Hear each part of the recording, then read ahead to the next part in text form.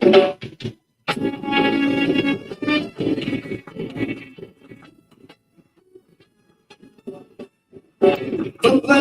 Soldier,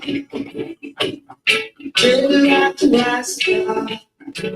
It was a Buffalo Soldier in the heart of America, stolen from Africa, born to America, fighting on the river, fighting for some. Good morning, good morning, good morning. This is Money, Power, and Politics. Enough is enough. My name is Robert DeShiel. I'm an attorney here in Baltimore. Joining us from his vacation home in luxurious somewhere in Mexico is my colleague, attorney Hassan Barnes. Now, he's not with that group in the Billionaire Club in Idaho, or he may be. I really don't know where he is, but he's would normally be in one of the seats that you see, one of the chairs that you see currently empty. You may also notice today that we do not have a special guest, and so unfortunately or fortunately, depending on how you look at it, you're going to have to deal with just me and Hassan today, or else change stations. And I hope you won't do that. We're going to try to make it interesting and informative. Hassan, how are you in wherever? Good morning, everyone. How are you? Yes, I'm away, but I made time to be here. I stopped my vacation, what I was doing, to come in today for this weekly show. So, how are you, Bob? How's everything going back in Baltimore? Well, the temperature-wise is probably about the same as where you are, but no, I guarantee it's not. I guarantee it's not. Oh, okay, all right. Well, again, I am not sure, but we're not going to hold that against you. Okay. There is and for those of you that may be listening or tuning in, watching us, that want to talk about the immigration raids on the cannabis nurseries in California, shame on you. We're not going to talk about that. What I am going to talk about in a more serious vein is the meeting that occurred, among other things that we're going to talk about, is the meeting that occurred a few days ago in the Oval Office between the one called President Trump and three or four, I think, of the leaders of African nations, including the country of Liberia. I'll tell you what happened, and then I'll tell you why the happening touched me in a very personal way. During the course of the meeting, Trump apparently was anxious to get somewhere else. Probably he had a tea time at Mar-a-Lago or one of his other golf courses. And it could have been Trump, Vietnam. You know, he's got a resort in Vietnam now. But during the meeting, he continually and repeatedly urged the leaders, the presidents of these countries, to hurry up, to go on and finish whatever they had to say, because he had to be someplace else. And then in an exchange, as it's reported, I wasn't invited. Then in an exchange with President Boca, Joseph Boca of Liberia, Trump reportedly complimented Boca on how fluent he was in English, and he spoke beautifully, according to Trump. Now, either Trump didn't know that English was the official language of Liberia, or rather, he was mocking President Boca because he was black, and he was expressing what he felt as the inherent inferiority of black people and how far we'd come in being able to master the English language. And I'll tell you why that touched me. Down on the shore, and I'm from the Eastern Shore. I'm from Salisbury, Maryland. I come from the following is my background. I'm not going to bore you with it, but I worked in the fields, and I worked for 60 cents an hour. Everything from digging taters, as we called it down there, to cutting the cucumbers, to loading peaches, but it was always somewhere in the field. And I got promoted at one time from 60 cents an hour to 75 cents an hour. And I remember oftentimes when I would hear an exchange between a white gentleman and an adult black male, I would hear the white male refer to the black male as captain or boss. And at first, as a kid, I thought that this black man really was in some sort of supervisory capacity, that he really was in charge of something. But what I learned and realized later on is that it was real mockery. It was demeaning. It was when the white man called the black man captain, that was really a reminder of how you got here. You were not captain of the ship. You're not the boss man. And by calling you that, I'm really making a mockery of and reminder to you of your position of inferiority. That's what Trump did and was doing when he complimented President Boca on his English proficiency. That, to me, reflects the real Trump, the Trump that's never changed, the same Trump that was exhibited by his father, the same Trump that faced discrimination suits because he wouldn't allow black folk to rent his apartments. Now, some of you are going to hasten to say, well, he's got some black friend. Mike Tyson can come to see him, and maybe his friends with P. Diddy. We've always provided a source of entertainment. We've always provided a source of relaxation and unwinding, whether it was in sports or in front of the microphone. Very rarely were we ever successful financially as some of the sports people are today. Many of the entertainers, Sam Cooke and others, died penniless. Some, like Jackie Wilson, died when they were on their way to testify before Congress about the graft in the music industry. But nevertheless, as a source of it, we can always sing and dance, and sometimes we even recognize for our ability to act. But on a serious note, we were never invited to the conversations that talked about how the pie was going to be split. We were never part of the conversation about who was going to own what. As Black people, we were continually reminded of, and unfortunately, that continues today, at least in my experience in many circles. Hassan, I could go on and on about how that experience reminded me of growing up on the Eastern Shore, but I don't want to bore people. But I do think that one of the problems that we have as a people is that as the older generations don't take time to communicate and talk to young people, and young people are too busy on the computer to listen. So I don't want to bore you, so I'm going to turn it over to Hassan, who's at least one generation, maybe two, behind me. Hassan? So for me, it's a bigger issue. So you talk about the idea of him identifying that the president of Liberia can speak well. And I think when Obama became president, that was a constant reminder. People were so amazed he could speak well. And speak well is code words for sound less Black, right? So when we say speak well, we don't mean articulating words. I mean, all Blacks can articulate. It's sounding more like your white counterparts. There's been almost a litmus test for intellect in this country. It may exist around the world. I only know America, that the more you speak the standard language and the standard English, the more you're seen as being respectable and being someone people want to talk to and being part of the club, so to speak. Years ago, they had I think Jesse Jackson came out with Ebonics and saying Black spoke Ebonics, which for me at the time I thought was a bit ridiculous. But the idea that some Blacks in our community have much deeper accents. No, it doesn't differentiate the accent from someone who's in Boston or someone in New York.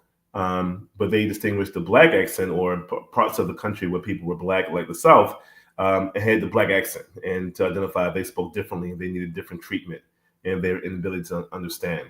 The reality is when they say you speak well, it's code. Because you never hear him say to the president of I don't know, Germany, Angela Merkel, who first language isn't English, is Germany, or the president of France, again, is French, or Scotland, Ireland. You never hear them say, "Oh, you speak English so well." It never comes up, right? It's never a thing.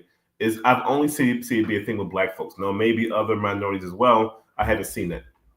It's a way to downplay our people in a way that it's offensive.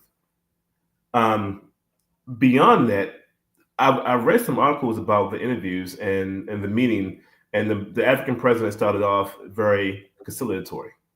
There's an effort from the motherland to reach out to this administration in ways that are open and comforting, in a way that I don't like. I don't like it. I know why they do it. I don't like it. The Europeans have done it to great effect. Certainly, the Indians have done it to great effect. Prime Minister Modi was able to woo Trump and to great effect and got what he wanted from him. But when Africans do it, and because I see African man as a black man, I don't differentiate between American black and Caribbean black and British black and African black, and I don't think people who look at us do either. So the idea that we go with our handout, so to speak, doesn't quite go well because we know the response you're going to get when you do that. So the initial, as everyone here knows, if you don't know, Trump wants to win the Nobel Peace Prize. That's his thing. He wants to win the Nobel Peace Prize. His son Don Jr. has been advocating for him, alleging that the Nobel Committee is racist because they gave Obama the prize, won't give it to Trump. Trump has been claiming that he's the president for peace. So there was some talks earlier in the year where the White House got involved, and I'm not sure to what effect. But certainly, if anyone knows the continent, there's wars going on across the continent right now, brutal wars. So when we hear about Ukraine and Russia and Israel and Palestine, but there are people dying across the continent as we speak. And so the White House got involved in talks about, I guess, decreasing some violence on the continent, and they wanted to give him and say, "Lad, we think you should win the Nobel Peace Prize. You've done great things." I don't know that to be true. I mean, maybe he has. I haven't seen enough reporting on it to show that he stopped any violence or any battles. Maybe he has. But they went in conciliatory, and the response they got from him was ridicule, was demeaning, and was looking down. It's been clear to me, the current administration, and I would say not only the current administration, most past administrations have not seen the African leaders as their peers, as their counterparts. The president of Liberia, as interesting as their history has been, I haven't seen, other than Sirleaf. Sirleaf, for our viewers, Sirleaf, Elaine Sirleaf was a former president of Liberia. She's a black woman trained, I think, at Harvard, and she was, I think, the first black woman to be the president of Liberia. And to fanfare, the U.S. government loved the fact that she was the prime minister. She has family in the States. Europe loved it. But all the love that she got because she went to Harvard, I still didn't see much change for Liberia in a way that should have changed.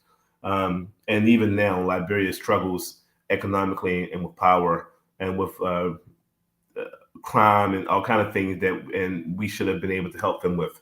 Also, Liberia had a special situation because many freed blacks or formerly slave blacks went to Liberia years ago to form the country that we now know as Liberia. So there are some connections with Liberia and the States that should be much stronger than what they are. But yeah, Bob, so with all that background, I would say his poking and prodding at the presidents, I don't think he was being, and I think your point, Bob, was that he was trying to demean them. I think that's how you see him. Like when I would see as a kid, see movies and they would have a white man calling a black man who was older boy.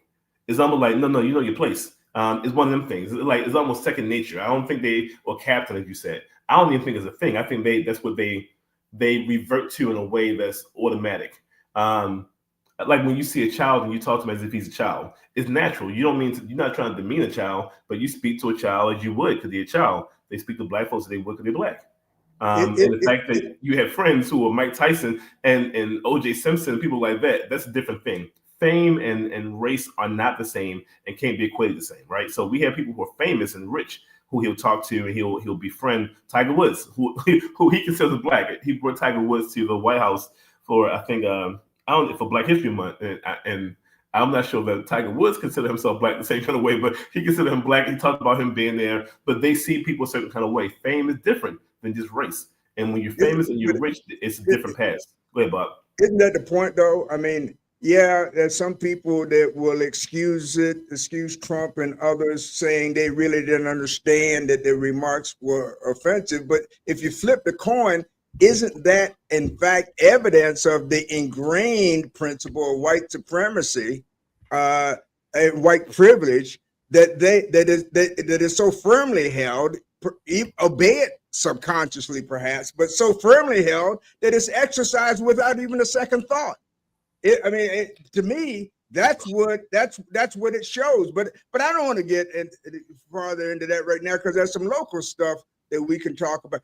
What's going on with this website design in Baltimore City that seems to be a task never to be completed at a cost never to be capped? What's going on with that? So I first learned that, and for our viewers, I learned that Baltimore City engaged a company, I think it's Fearless Solutions, to build a website. Now, the terms of the site, we don't know. What the site's going to do, we don't know. They put a bid out for a request for bids. They went out to, I think, 6 companies. Only 2 gave actual bids. One gave a bid about $330,000, and one gave a bid about $1 million.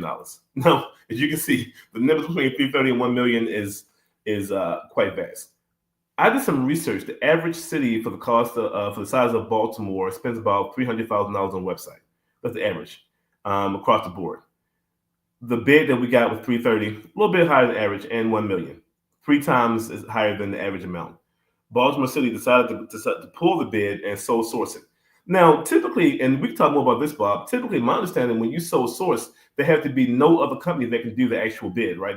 No one else can do the job you're requesting. That's why you can do sole source. Here we had 2 bidders and who gave offers, a low bid who could do the work and a high bid. And instead of the city engaging a competitive process with the low and the high bid, they decided to pull it and grant it to the high bid and the sole source. Sole source means no competition. So it went from $1 million, and there's been multiple requests for increases based on changes in the scope of the work. What changes? We don't know.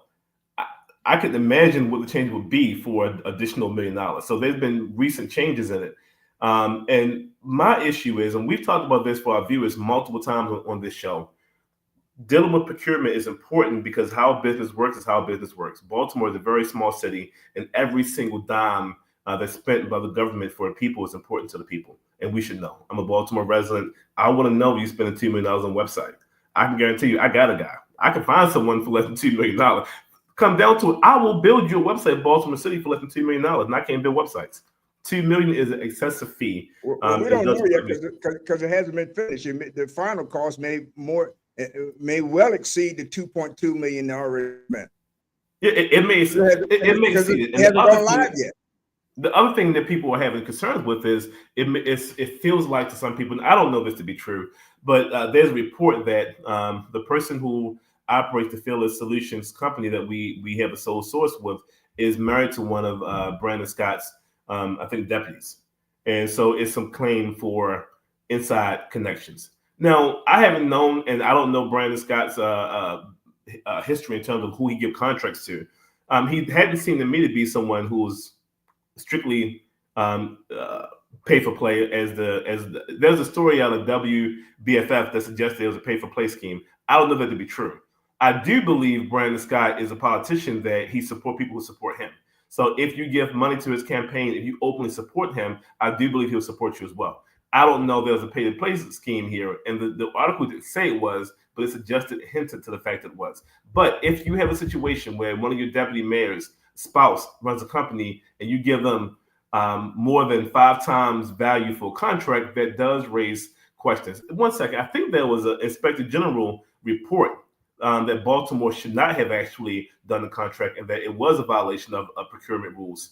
I think the report came out saying basically because there were 2 companies, it should have been open bid, and this wasn't proper for a sole source, and it violated Baltimore's procurement law. Now, I don't know where that leaves us and what's going to happen, but the Inspector General seemed to think that there was some funny business going on. My main thing for the administration, and if anyone there who listened to me, maybe not, they may not care what I have to say. If the average cost is $300,000, there's no way we get hosts for $1 million. It doesn't make sense. And $1 million is too high. We get hosts for 2.2 or 2.3 on what should cost $300,000. Nah, I can't justify it. I'm a small business owner. I have to be very cautious with the money I use for the business. I can't go and willy-nilly spend money because there's an end. There's an end to government money as well. The people are paying taxes for this money. You have to be a good steward of that money. And being a good steward isn't paying more than 5 times the value for something that the sight unseen that we have no idea what it's going to do and why we're paying for it at that. And at a time where people have less money to pay, at a time when people are losing jobs, it seems tone deaf, it seems insensitive, it seems overly excessive.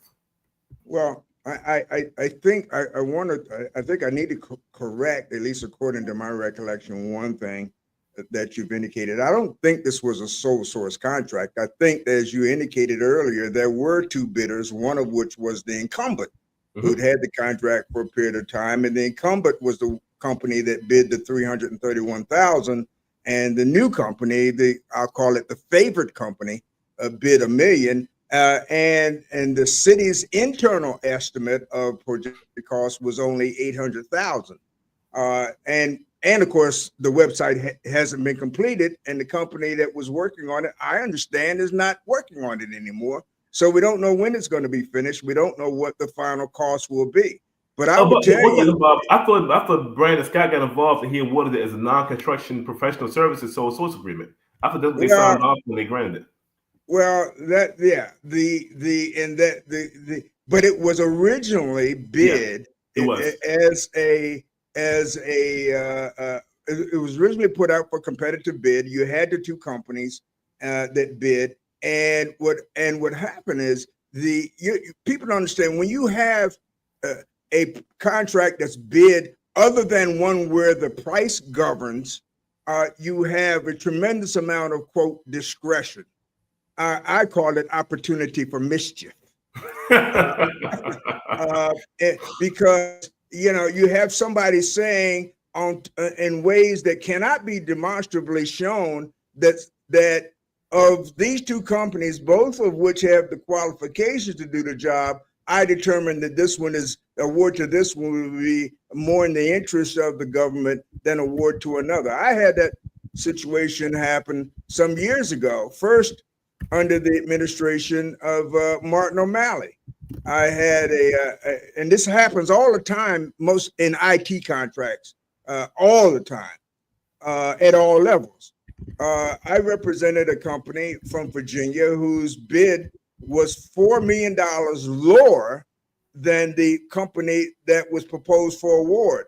And the sole basis for penalizing taxpayers by $4 million was that the company that was selected for award had a score of 90. My client only had a score of 85. So I asked her, can you tell me which of the points between 85 and 90 was worth what part of the $4 million difference? Can you explain to me, can anyone demonstrate any significant or material superiority between the proposals that would justify spending $4 million?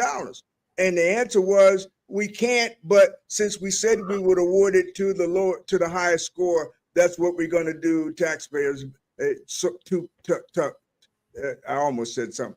Too bad. Then again, under the administration of then Mayor Stephanie Rawlings Blake, there was a company whose bid was $16 million. The contract was awarded for I think $20 million, and so people thought it was odd that you would award a contract for more than what the contractor bid. And so they asked the question. Her answer was, well, we're anticipating change orders. So we're not just anticipating change orders, but we're anticipating giving them more money anyway. So we might as well put it in the award up front. Well, this whole area of the discretion that government officials exercise, and let me tell you, when people think about this, you might be bored. You think this is competition, but behind these companies are real people. These companies employ people, particularly in the area of IT, because these are labor-intensive tasks. They're not going out buying heavy equipment. They're not building buildings. They are assigning real people to complete real tasks. These are so so it makes a difference to your community who gets the job. It makes a difference to the city where they live. It makes a difference. These things make a difference. So I don't want people to think that these differences in bid prices represent profit going into the pockets of the company owner. Some of it does, I'm sure. Otherwise, they wouldn't be in business. But the bulk of it, 70 to 80% of every dollar that's spent is going into the pocket of some employee. So, and that's why it's important. And that's not emphasized or talked about enough. Go ahead, Hassan. I mean, we need more eyeballs. I believe that the best disinfectant is light. We need eyeballs on things as to why you do what you do. It can't just be people like you and I talking about it in a room that we know. And what happens typically is the people who know, and most citizens have no idea what's going on. If you're average Joe, you say you're an electrician, you live in Baltimore, and you work for the city's electrician, you're working, you're paying taxes, taking care of your family, you don't know they're spending exorbitant amounts of money on all kind of random things like websites. Certainly, you know they're not giving you a raise. They're not giving you any real increase in living. You can't figure out why your water bill's so high and why the same water that's being sold to the county is much cheaper. It's basic things that you use to live your life. It's unreasonable when we see the people who should be stewards of the money that we give them and provide for them use it in a way that doesn't quite make sense. There has to be some accountability, and there always have to be light on things. That's why they have the open meeting rules so you can go and see what's going on, but there has to be a better way. I found out about this story by, I happened to be a reporter, reported it. I think they reported in WBL and other places as well. But without that, we would have no way of knowing. My concern is once it's brought to light, nothing happens, right? So the mayor came out. And for this case, the mayor came out and said, well, no, it was competitively bid. We did go and find other people, and we did get additional bids, but no one know what they are. So the mayor, he may have misspoken when he said that. When you face a reporter, you may say things that you'll intend to say. He indicated that there were other bids, and they chose the best one besides the two that were listed. And I assume he was saying his department reached out to him, and they had a phone call conversation. That's not the process. That's not the bid process. That's not open. That's not transparent. It's not reasonable, and it doesn't quite make any sense. I think we have to find a better way. So for all our viewers, when you watch this show and other shows, the goal isn't only for entertainment or just having information. It's for you to have information for you to use, right? So you can easily reach out to your elected official, your Baltimore City Council person, say, hey, we heard about this contract thing. What do you think? What's going on here? And hear from your elected official. You elect people for a reason. They stand in your stead. They stand there because you can't be there and make decisions that you would make if you were them. Or they were you. Call them, hold them accountable, have a conversation. Things can change, but you have to apply pressure to the people who have the ability to change things. Yeah, and quite frankly, and I don't mean to be cynical, overly cynical anyway, but I believe that most people in elective office assume that the electorate is uninformed and is satisfied by staying that way. At least satisfied to the extent that they're not willing to expend a great deal of effort to fact check, to investigate, to determine, and to understand what's really going on a day-to-day basis in the government. And speaking of that, I understand that very recently the governor of Maryland, who I according to the paper is out enjoying partly a vacation and partly a meeting, I guess, at the Billionaires Club meeting out in Idaho. But I understand that an executive order, he issued an executive order offering a buyout to certain state employees, and the magnanimous terms of which are they give you, the state's offering you up to $20,000, not offering you $20,000, but up to $20,000 and 6 months of health insurance without having to pay the premium. And for that, and that's the buyout offer. That seems to me to be particularly generous, don't you think? Well, the offer I saw as of yesterday reported it was a lump sum of $20,000 plus $300 for each year you worked. I guess you had to work for more than, I think, 3 years. Plus, I guess, insurance for 6 months. And the goal of this, which I found interesting, the goal of this is to decrease. So we know the budget shortfalls the governor is currently having. And if you don't know, viewers, we're having an issue with the budget. And this is the first real test that Westmore has had as governor, is this budget issue. And people pushing back on him and not liking the budget. But before the budget, he was suggesting that Maryland would hire people from the federal government. The people who Trump was laying off, Maryland would hire them. He had this whole campaign about hiring people. But it seemed like the next day he's saying, "All right, guys, we can't afford to pay all these people. We have to find people just like the federal government is firing people." So they're looking for people to resign as a way to cut back on the budget. And I'm just not. I don't know. The state workforce is so overbloated that you need to cut back on your one. Is I'm not sure who would take it. Two, I think it's speculative to say we're going to take the budget by having people voluntarily leave their jobs. Unless people who are ready to retire now, it makes sense for them. But $220,000 isn't a lot of money if you're making 40, 50, 60, 70,000 a year. So unless you're getting ready to retire tomorrow, so, I'll retire anyway. I'll take the money. I can't see what number that would get you for the purpose of retiring. But also, Bob, he's also, as part of this plan, he's also putting the freeze on hiring as well. So they're on hiring freeze, contrary to them supposedly hiring the federal government employees. They're offering buyouts for people who work there, and they're offering 6 months insurance. I don't know, with the federal government laying people off, and many Maryland workers are federal government employees, and the state government at the precipice. I mean, it seems like Governor Moore is at the ledge looking over, like, I don't want to lay them off. Maybe if I offer them a buyout, they may take it and go. If not, here's my next hammer. I'm assuming the shoe will fall when people say we're not taking it. They'll have to make more cuts. So if you have the state government laying people off as well as the federal government laying people off, I think we may be in trouble for residents of Maryland in terms of financially. All these people out of work, there's no employer with open arms saying, "Come on, we'll take you." And now, if the state or federal government can continue to function effectively, if not efficiently, with the reduction in the workforce, does that mean that these people were in positions that weren't needed in the first place? No. Does that mean that whoever was to have received the benefit of the services from these people those people are going to have to suffer a reduction in those services? I think both can be true. I think it could be true that you could do the work that's been done now with fewer people. I do believe that depending on where you are, you'll get fewer services or a longer time frame.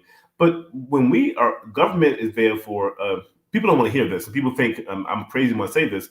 Government is there to support people. That's what government's for. If it wasn't for supporting people, we could be in anarchy and just run around and do what we wanted to do. The government is supporting society, it's supporting community. They do that by putting systems in place, but also by hiring people. You pay people jobs, and guess what happens when you pay them? They buy houses, they buy cars, they buy food, they go to shows, they put their kids in private school, they spend money in the community. Having employees in government helps to bolster the economy in a huge way that regular folks, most people don't think about that often. We think about that person's immediate issue of having money, but no, when you have money, you spend it. And government employees would oftentimes make more money than their private party counterpart. I know the argument is people go to government and there's less money. That's the highest level. Most government employees will make more money where they are than they would be in private sector and private industry. And private industry is lined up to hire a bunch of people in those same jobs at that rate. The insurance, the benefits, and the systems in place is not only, again, the job, is also the financial response to it. We don't have a lot of employers. And you look around the country, employers are laying people off left and right. The tech companies are all laying people off. And we hear, this person laid off here, and this person laid off there. We get people laid off left and right. It's no employers waiting in the wings to hire people. If we have everyone laying people off and no one hiring people, what we have, we get closer and closer to a recession and closer and closer to a downturn in a way that the average person is going to feel very, very clear and very, very soon. Well, it's not just individuals who rely upon the government for their job security and for the wages to support their families. But the fact of the matter is that many, if not most of these so-called private companies rely upon the government contracts or government-related contracts to stay in business. Look at the defense industry. Who else is going to buy bombers but the government? I mean, so people have been trained to think that, there are individuals out here who are so inclined to rip off the government that we ought to kick everybody off of Medicaid. Or what did the Secretary of Agriculture say a couple of days ago, showing his sensitivity? He said, all the people that get kicked off of Medicaid because of the big, beautiful bill, they can now go work on the farm and replace all the immigrants that got deported. But what does that mean? Black folk go back to the plantation. That's the way I feel. So hold on, Bob. I'm not quite sure that meant black folks go back to the plantation. I do think there's a divide between the have and the have-nots, between the people in high position in government and private industry and the average American. The people in government and private industry may be part of the liberal elite. They may have gone to the best schools. They have a different home environment than the average worker. So when you say go back to the farms, it's clear that you're not someone who's worked in the farms. You may have, I doubt it. That's not how life works in reality. Telling the person in urban America, hey, we send the immigrants back. How about you get on the bus and go down the floor and start picking oranges? It doesn't do it. It's a golf thing that happened before it happens. You don't think it was serious? I took it that he was really being sarcastic. Yes and no. So that was some sarcasm, but keep in mind, DeSantis, I think, passed a bill in Florida recently to decrease the age of working so young people can work on. And I mentioned picking oranges, but so they can work in farms, so they can bring people and pay them less, right? You can pay young people less than you pay a full-grown adult, right? So an adult they got kids at home, they got mortgage, they got all kinds of bills. A young person may be in school. They don't have the same obligations, so they can take a lesser pay. There's a bill, there was a push in Florida from my recollection. I don't have the article in front of me, to allow young people to work those jobs. And I think you may see that repeated around the country, of giving people who they still can pay less money the opportunity to come and do work. The reality is, and people don't want to face this, the cost of things in this country has gotten out of line, and it's gone up and up and up in both ends. The cost for employees have gone up, the cost for things have gone up. And you have to somehow bring them both down for it to make sense. Employees, not an American employee, isn't taking a job making $8 an hour when the minimum wage is $15. They're not doing it. A person who's an immigrant may. I don't care what poor community you're from. You can be in Appalachia, you can be East Baltimore. If employees say, yeah, we'll pay you $8 an hour, your wheels gonna turn on at $8 an hour. And I'm doing manual labor for 9 hours a day and barely drinking water and sweating and having heat stroke. I'm making $9 an hour when McDonald's flipping burgers is 15.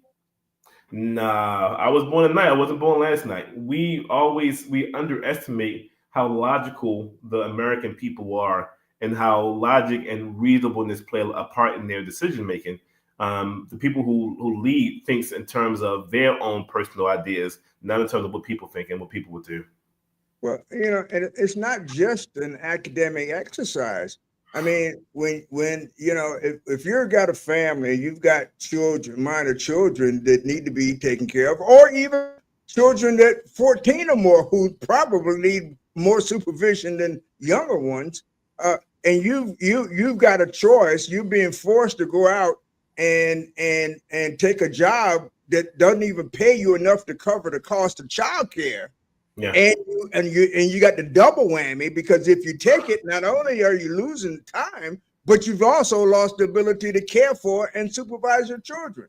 So I mean, it's not just this mathematical analysis that people can go through and say, no, that ain't enough money, I'm not going to take the job.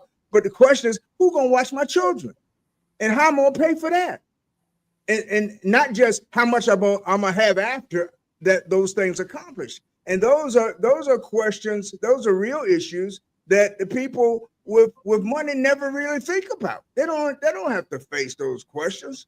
They don't even understand that people have those questions. Again, things have gone up. The cost of things have gone up, and the actual value. At one point, and this is before my time, Bob, you may know about this before my time, a man go to work at a job and have a wife at home, have kids at school, he'd take care of the whole family on one income.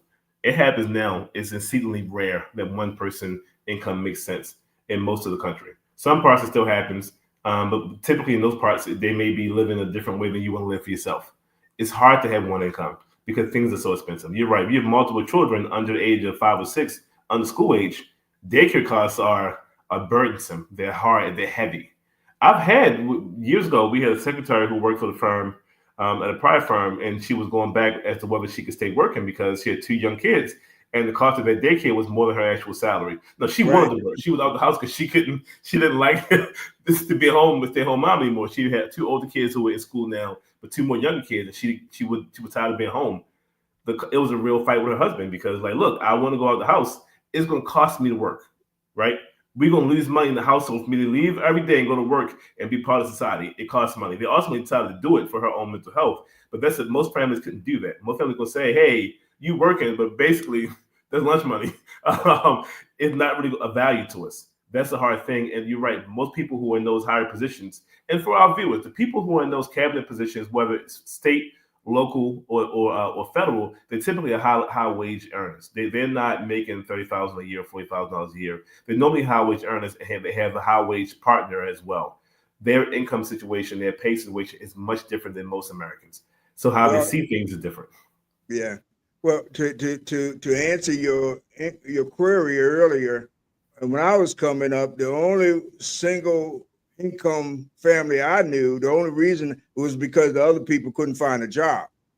There were no families that I was familiar with that actually could support themselves with only one wage earner. And because I come from a rural area. Yeah. The kids went to work at age 14. All you had to do was get a work permit, and you could go to work, particularly in the fields. You could go to work at age 14. Now, I will say this whole thing about youth employment. We did not go to work as kids to give money to my grandmother to help pay the gas and electric bill, because we didn't have a water bill. We had a pump and a well. We did that. That was not the purpose. The purpose of us working was to have money to spend, either to put away for school clothes or for entertainment. But again, I'm talking back to an era that most people won't remember. That's when you with $1 bill, you could take a girl to the movie, get a hot dog, 2 bags of popcorn, and have a nickel to call home somebody to come get you for a ride. So most gasoline was 30 cents a gallon. That was high test. Regular was 25. So and most people today can't remember. But it's not the point of remembering those prices. It's the point of remembering those times. And because in relative terms, very little has changed. And the only way, if you recall, I think it was under Reagan when there were price controls. Yeah. He finally had to put price because the cost of gasoline. Unless you both increase income to those who spend it, because this is a consumer economy, and at the same time somehow put a cap on prices so that there is a relative increase in the buying power, the purchasing power of these people, then you haven't done anything. All you've done is change seats on the deck of the Titanic. So you make a good point. $1 went a long way back then. So when I was a kid, I worked as well. I had all kinds of jobs. I worked at any job you can think of, I worked at. Again, it was for me to have money. We didn't have much means in the home, but when I worked, it was for me. So if I wanted a pair of sneakers, I had to get a job. If I wanted to go out with my friends, I had to get a job. If I wanted anything that cost money, I had to get a job for. And by and large, I did. Those same jobs that I got now, such as fast food, adults are working there now. The reason they raised the minimum wage because those jobs are manned by adults just as much as children. And adults need more money to take care of families. And I will say you're a different situation. You were in the Eastern Shore, like in Baltimore had Bethlehem Steel. And those men were able to take care of families. And it built the Baltimore middle class by and large, black and white. Area like Char Hill was there for the people who worked at Bethlehem Steel, for black workers who worked at Bethlehem Steel. And East Baltimore was for the white. So that changed substantially once the mill went away. Baltimore had to scramble to find some other industry. By and large, I believe Hopkins is still Maryland's #1 employer, which is in Baltimore City. Those kind of things still exist. And I think that's most places around the country. Most places you have one big employer and then things that go after that. But there has to be some real recognition in this country that we need a better way. It can't just be cut. Food prices haven't gone down, right? You cutting income and cutting people. The cost of food keep going up. As we saw recently, the price of eggs went up to a rate that people thought was ridiculous. Food is still going up. If food going up, that's something you need. It's not something you can get by without. You shouldn't have to. We have to find a better way to both decrease the actual cost of things, right? Things shouldn't be as expensive as they are. It may mean for us tightening our belt and having fewer things. You can go to the market, and again, people don't feel the same way I feel. You can go to the market and find any type of apple you want. When I was a kid, we had two apples. It was golden delicious and it was red. That was it. It wasn't we didn't have every single apple in the world at the market. It was two. I didn't like either one. Golden delicious and it was the red apples, the tart red apples. Now I can name about 15 different apples that I love that we can get at the store. That may be too much. Same thing for oranges, same thing for vegetables, same thing for meat. We have so much selection, but it costs. It raises cost of things in a way that is prohibitive for poor and middle class. So the result, this cycle is, oh, we're getting rid of the immigrants. You guys can come do the work. Well, no, you paid them as low wage earners or low wage workers because the cost of paying an American citizen that would make the price go from $1 apple to $5 apple, and that's not sustainable. Well, the reality is $1 apple not sustainable. If you need slave labor, which is immigrants, to do it, it's not sustainable. You can't. It shouldn't be done. You paying the immigrants less than what they should get paid. You treat them in horrible conditions, and you're using them. Then it doesn't make sense to me. Even then, even in my era, you knew that education and acquiring knowledge was important.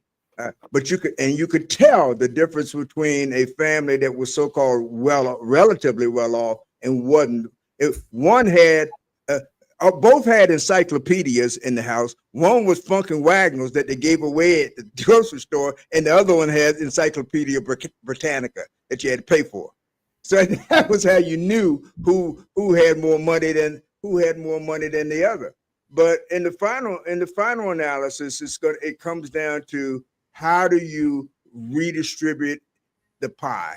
How do you give those who need a bigger interest so that psychologically, at least they have, for example, with again, getting on this issue of youth employment, it makes a difference whether the kid or the youth has to give the money they earn to help pay the gas and electric bill or to put away to buy their school clothes. On the one hand, if I have to give you the money to help pay the gas and electric bill, doesn't that make me in part the head of the household? Aren't I intended to sit on the same side of the table as you? Doesn't that create an inherent conflict between the people, the adults who's supposed to govern the family and the children? Whereas if it's for myself, that retains the proper, I think, relationship between the child and the adult. What do you think? So no, so I didn't have to give my parents money when I worked. If I did, I would give it to them. I wouldn't have had any say on anything. It wouldn't have been a chance in hell that my mother or stepfather or my father would have been like, okay, you pay some part of the bills, and then what you think? That would never have happened. It would never be a part of anybody's consideration. Did you feel that way though? Did you feel as though you deserved a seat at the head of the table because, but in your case, you didn't have to make that contribution anyway. I think that's what you said. No, I didn't have to, but I couldn't even imagine as a kid thinking I had the right to have a say in things. How my household was run, it wouldn't have dawned on me. Even now, my parents are much older than I have no say on anything. I can give suggestions like, hey, you may want to do this. And they may take it, they may not, but it's very clear. They're suggestions. The minute I give a direction is a whole different conversation. But I will say this. Historically, when we were more in more rural areas and more agricultural, I know my grandfather worked on his family's farm. And so did his brothers and his siblings. And there was no pay for them. My grandfather left school. I forgot what grade he was in, but he didn't finish high school. I think he barely made it through middle school. He left because he had the farm and had to work. He was from the South, from the Carolinas. So he had to work, and that was expected of them to work and contribute to the family. That's the way the family was able to operate, was by the labor of the young people who were there. When they became adults, they had their own farm and own family. But the idea that you worked, there was no say. My grandfather had no say in what his father or his mother did. He was there. He was told what to do. If you go and milk the cows, you went and milk the cows. You go and bale the hay, you baled the hay. You go and till the land. Why are you still in the house? What you doing standing around the house? There's work to be done. So I think that was the history of it. I think you may be right though, Bob. Now the current generations, there may be expectations for people to feel like, hey, if I'm paying money, maybe I should have a say in it. And that conversation still doesn't go over well because it shouldn't. the reality is kids shouldn't have a say because they don't have the perspective to make decisions, but they also should be taking care of the family, right? They shouldn't be the ones who have the obligation to provide financial support for the family that way. We should have a situation where a mother and father, or even if it's a single parent, a single dad household, single mom household, where they can make things work without having to have their child work for their meal. It's inherently a negative situation when a parent has to know they putting their kid to work. When the parent knows that it's more important for their kid to work than go to school. My grandfather lived in a generation where a degree for our people wasn't a thing anyway. That wasn't a thing. So, but in the current generation, education is the key to middle class lifestyle. We need our kids to be educated, even if it's not education in terms of getting degrees. It could be trade school. In either situation, the idea is academics should be the first thing, and work should be the second, third, or fourth thing. Well, wait a second now. The real reason, the primary reason for getting education was to get a good job, wasn't it? Now the whole purpose of having a job was to generate income. I mean, isn't that the way it worked? Nope, different reasons. Historically, we did it for family income, for your family as a young person. Now you're doing it for other things, income for your future family, for you. So yes, education is for generate income. The income you get in the current community without education is minimal, is de minimis. So the people in our community who have no education, people with no diplomas or GEDs, make substantially less than their counterparts with diplomas or college degrees. When you see the metrics in the charts, the people with degrees over a lifetime make substantially more than their counterparts. So you're right. The purpose is education, but you want to have education for the purpose of making money, not education for the purpose of just going out there doing a job. I can get someone a job to go in the fields and pick peanuts. I can guarantee you they're making peanuts. Well, I thought, though, what does it say to young people who are urged to get an education so that they can get a job and make more money when they look around and see all these educated people unemployed? What does it say to them, even in their own household or their own families? How does that model sit in the minds of young people when it just doesn't hold up to their reality? Well, I think the issue is education and what. So if you get a degree in urban planning, there's very few jobs you can get. If you get a degree in engineering, you have a world of opportunity for you. If you get a degree in technology, it's a world of opportunity before you. If you get a degree in home economics, you may be having a hard time finding a job. So the reality is, and we'll talk about this, different jobs are different careers or industry do better. I'm a big proponent. I have a law degree, so do you, Bob. We both spent years and years in school, whether undergrad or law school, and years practicing law. I tell people all the time, be an electrician, be a plumber. You still get educated, but the actual return on your investment is much more than you would think it is. So that job is a training, and you don't know any. I don't know any plumbers out of work. I don't know any plumbers who can't find a job. Not one. I don't know any electricians can't find a job. Not one. I'm sure there's some around somewhere in some imaginary world, but the reality is some jobs are more likely to guarantee continued employment than others. Speaking of investment and opportunity, we're nearing the end of the hour. I want to announce to our listening and viewing audience, I want to give you some clue about what to expect in the upcoming weeks on this program. We're going to have individuals, Black folk who are and have been intimately and inextricably involved in economic development and providing jobs and opportunities for youth and for other people, adults in the community. We're going to have from East Baltimore, the Bishop Dante Hickman from the Southern Baptist Church, who's been responsible for housing and economic development on the East Side.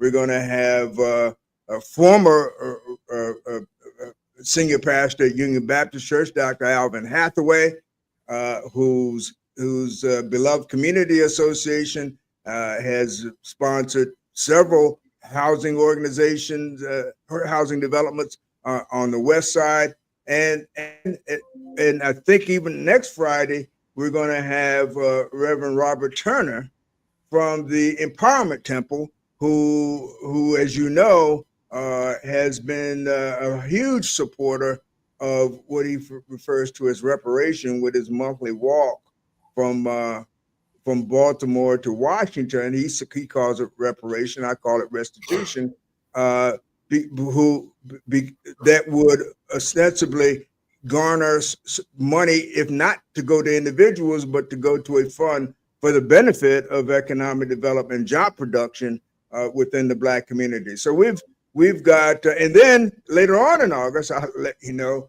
we're going to have a former president of the Baltimore Fraternal Order of Police, who's going to be with us to talk about community policing and the relationship between the police department and the Black community.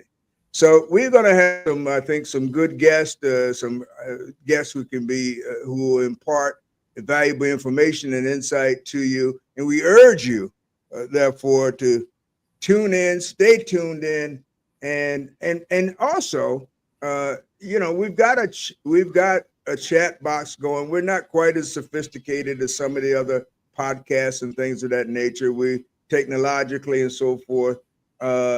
And as Earl Weaver once said, what you learn after you think you know everything is what's really most important. So we're still learning. But stay tuned in. Tune in next week. I'm going to sign off. And Hassan, if people want to get in touch with you for legal services, when you sign off, please. Not that I'm not interested, but I'm getting old and I'm getting tired. So don't call me. I might not call you back. So, but Hassan is a young man. He's more likely to call. So give your office number, if you will. And till then, after Hassan signs off, we'll see you next time on Money, Power, and Politics. And I'm telling you, enough really is enough. Hassan? Thank you. Yes, enough is enough. The office is 443-423-0548. I think we have the number in the advertisement information, but certainly reach out to me if you need some support. But certainly we enjoy our time with these shows. And our goal isn't only to have Bob and I talk, is to inform you and give you information about things that's going on around you, whether locally, statewide, or nationally. And hopefully we're doing that. So again, Money, Power, Politics, enough is enough. Thank you for your time. Peace.